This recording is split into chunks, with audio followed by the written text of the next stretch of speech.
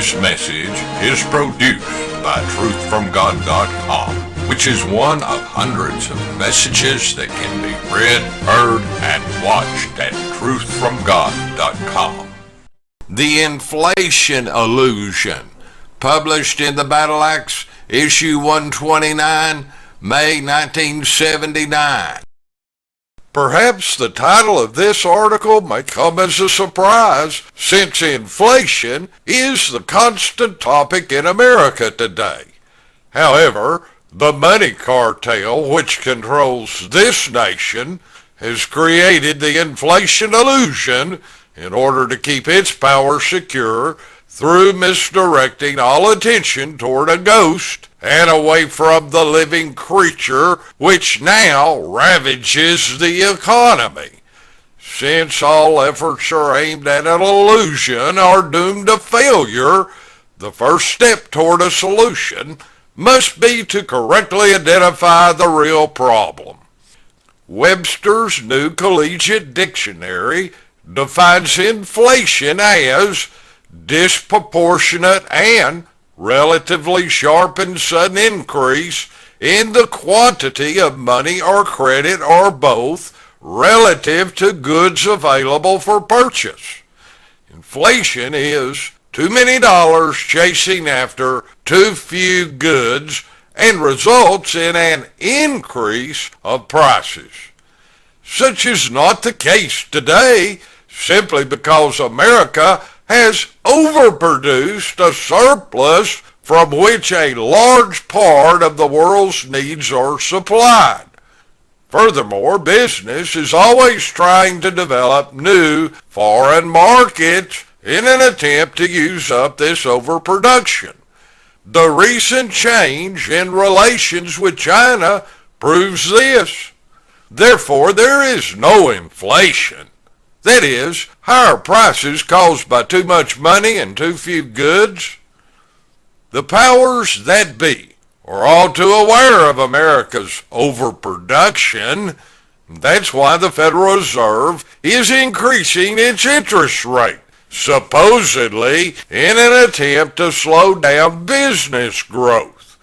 Nevertheless, America's gross national product increases each year. The problem in America's economy is not caused by deflation either. Webster's New Collegiate Dictionary defines deflation as disproportionate and relatively sharp and sudden decrease in the quantity of money or credit or both relative to the amount of goods available for purchase.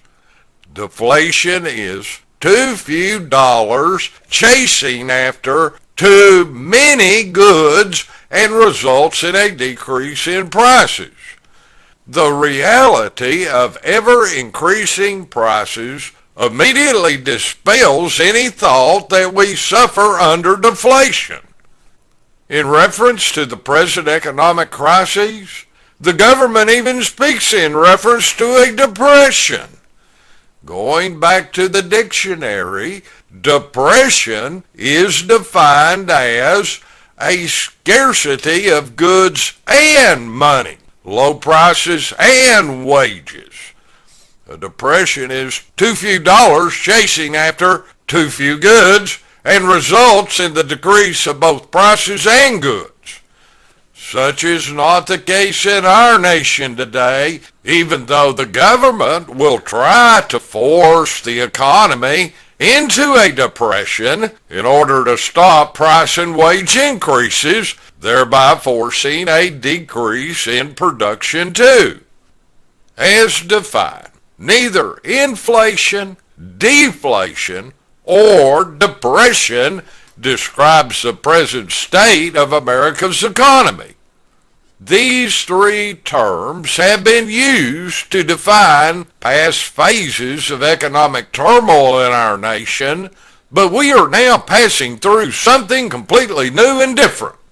Not only are the old terms inadequate in defining the present situation, but also the old methods for coping with such are just as antiquated, inadequate, and inappropriate. whether conservative or liberal, right wing or left wing, socialist or capitalist, 99.99% of all the financial advice given to our citizenry is based upon past events and is totally erroneous. Therefore, any action directed by error is destined to failure. The present problem facing our nation is one or both increasing prices and increasing production, such as never existed before, and that is why there is no economic term to correctly describe this dilemma. Perhaps the best way to express the situation is by calling it an impression. That is, the opposite of depression. Instead of falling prices, wages, and production, there is the rapid rise of prices, wages, and production. Impression would be defined as an abundance of goods and money, high prices and wages. An impression is too many dollars chasing after too many goods and results in the increase of both prices and goods. Now the question is asked, why would too many dollars chasing after too many goods, along with an increase in prices, wages, and production, cause the severe financial problems of today? Isn't prosperity the opposite of depression? Prosperity is no more the opposite of depression than it is the opposite of deflation. Prosperity is not attained just because there is more money, higher prices, wages, and greater production, as seen in our present situation. How did America get into this sad state? In the beginning, our forefathers set up a monetary plan whereby the dollar was to have a fixed value, which was defined by law as a silver coin weighing 412 grams or a gold coin weighing 25 grams of 9/10 pure to 1/10 alloy of each metal. These men had just been through a period of valueless paper money. They wanted to establish a system whereby the dollar would have a definite intrinsic value. Out of this came forth the gold standard. This partially worked for a while, but America still suffered periods of economic turmoil. As a matter of record, the Great Depression of the late 1920s and early 1930s occurred while our nation was on this gold standard.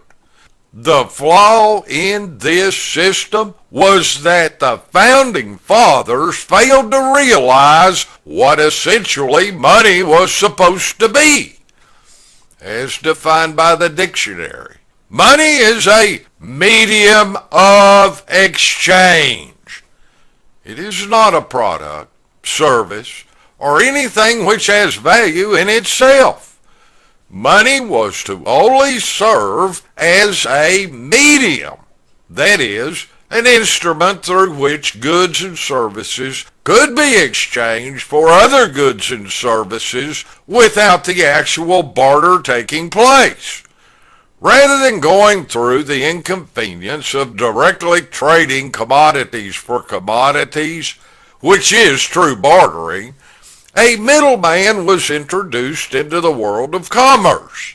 That middleman was money, and his only job was to be the representative of goods and services. His sole value was derived from that which he represented. Without the backing of goods and services, money was of no use and therefore had no value. Remember, money is only a medium of exchange. a middleman, an agent who has no value except for the goods and services which it represents. Therefore, money is not a commodity in itself. Thinking that money has a value of its own elevates money from its position of a medium of exchange, middleman, agent, to a new position of product. It no longer represents goods and services, but becomes a good itself. When money thus enters the ranks of goods and services, there is no longer a medium of exchange, and all business commerce begins to go crazy with inflation, deflation, depression, and impression. It is during this time of economic crises that the grand wizards begin to speak of money either losing or gaining in value, regardless of what is happening to products and services. Everyone is so deluded with this type of thinking that all kinds of programs are enacted in order to try to keep the value of the dollar stable. Goods and services are then brought under the power of money, rather than money being relegated to its proper place as the representative of goods and services. Money controls instead of being controlled. In this usurped position, money becomes the supreme power of the land, and the people and their products are its slaves. There will never be prosperity in America until money is made the servant of goods and services. A true monetary system where money is based upon the productiveness of the people must be established, or else the nation will continue to stumble from one economic crisis to another. By basing money upon the productiveness of the nation, it will be simple to control how much money is in circulation at all times. When the gross national product increases, then increase the supply of money in the same proportion. And when the gross national product decreases, then decrease the supply of money in the same proportion. There will never be a time where too many dollars are chasing after too few goods, or vice versa. Before this can be done, it will be necessary for the government to again issue its own money. This brings us to the ultimate problem in America's economy. Money does not belong to the federal government and therefore cannot be controlled by it. In 1913, the government abdicated its constitutional right to coin money when Congress passed the Federal Reserve Act. Through this act, a private banking institution was established which controls the entire money of this nation. The Federal Reserve System, unknown to most, is not a part of the federal government, but is owned in whole by private individuals. This Federal Reserve is not controlled by the federal government, but through money controls the government. It was this privately owned banking house that brought on the Great Depression of the late 1920s and early 1930s in order to convince this nation's citizens that money was valuable. During this tragic time, the people labored long and hard hours for pennies if they were fortunate enough to find a job. Yes, money was king, and its controllers, private bankers, became God. This valuable commodity, money, could now be marketed at great profits. In order for America to have money with which to conduct commerce, it had to go to the Federal Reserve, private bankers, and borrow it into circulation at interest. Thus began the saga of increasing national debt and deficit spending. America is not unique in that she has to borrow her money into circulation, for there is no nation on earth that issues its own money. Germany tried to reform its economic system under the leadership of Hitler and began to issue its own money. Immediately, Germany began to prosper, and just as swiftly, the international bankers created a world war in order to bring Germany back under their control. If Germany got away with issuing its own debt-free money, then other nations might try the same thing, and the cruel reign of the international bankers would be over. People would begin to enjoy the fruits of their labors, and the age of true prosperity would be at hand. If a government can provide enough security with which to borrow its money into circulation from a privately owned banking system, the Federal Reserve, then it has enough security with which to issue its own debt-free, non-interest money. The national debt is nothing more than the debt interest which the nation owes to the Federal Reserve on the money which has been borrowed into circulation. Since this debt can never be paid off, for it automatically increases with the issue of each dollar, it will continue to eat away at the entire federal budget until every penny goes into the coffers of the own Federal Reserve. In a vain attempt to pay back this interest debt, the government is forced to operate in the red. Thus comes deficit spending. Therefore, the more money which is put into circulation, then the more interest debt on that money will grow, and the more money which it takes from the national budget to pay on this increasing debt interest, then the more deficit spending increases. No matter how fast it runs, this dog will never catch its tail, but is condemned to run till it collapses in exhaustion.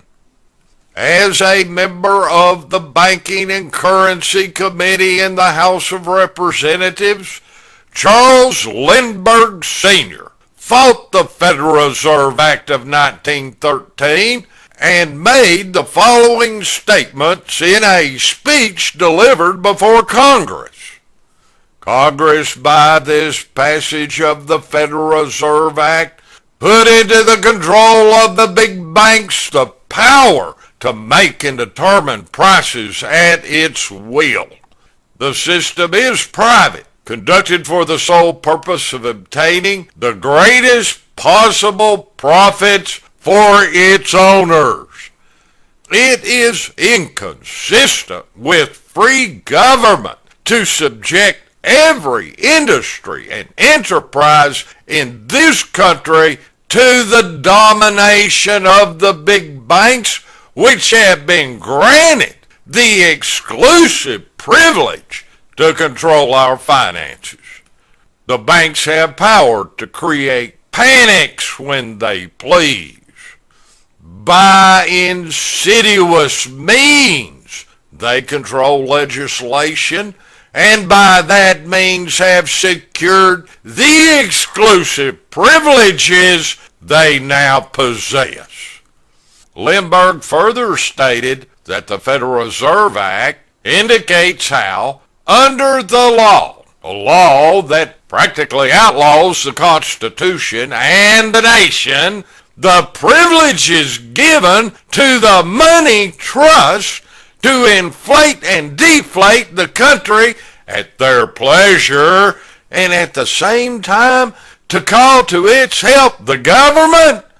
That law places the people absolutely at the mercy of the money trust. The solutions to America's economic dilemma should be apparent by now. First, the people must demand that the Federal Reserve Act of 1913 be repealed, that Congress exercises its constitutional power to issue non-interest, debt-free money. Second, the people must also demand that the United States money must be a true medium of exchange, which is backed up and regulated by the nation's gross national product. This is in total conformity with the law of God and is the only way whereby America can establish a sound economic system which will be free of inflation, deflation, depression, and impression. However, the controlled banking money cartel will not relinquish its power unless the people act. Who are the people? You and I. It is our job to dispel the inflation illusion along with the entire economic ripoff. We must shine the light of truth upon this matter so that the people will see the situation as it really is and thereby be able to take the correct action which will bring true prosperity, victory.